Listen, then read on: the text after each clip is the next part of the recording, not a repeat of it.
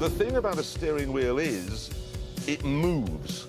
So none of the buttons are ever where you left them. I mean, if I want to turn left now, I have to push this one on the right. That's the right, that's the left-hand indicator. And if I want to turn on the lights, oh no, that's not it.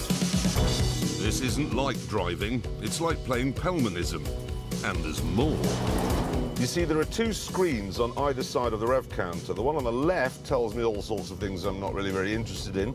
The one on the right is a speedo or a sat-nav screen. You can't have both at the same time. So you know where you are, you just don't know how fast you're going. This is likely to make life a bit body-clenching when you go past a speed camera.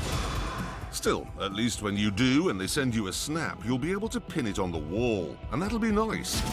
Because, my God, this car's pretty.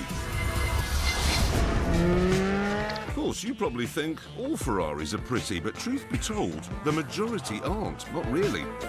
Striking, yes, but pretty, no. This one, for example, is just vulgar. And even James's Ferrari, the 430, was a bit wrong. That smiling front end, it looked like a simpleton. Should have been called the 430 Speciale Needs.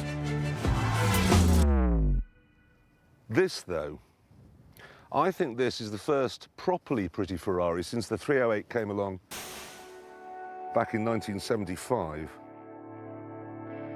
Interestingly, though, Ferrari say it isn't art. They say it's science. For example, they say that when a wheel is turning, it forces air to move around in here, creating a high pressure. So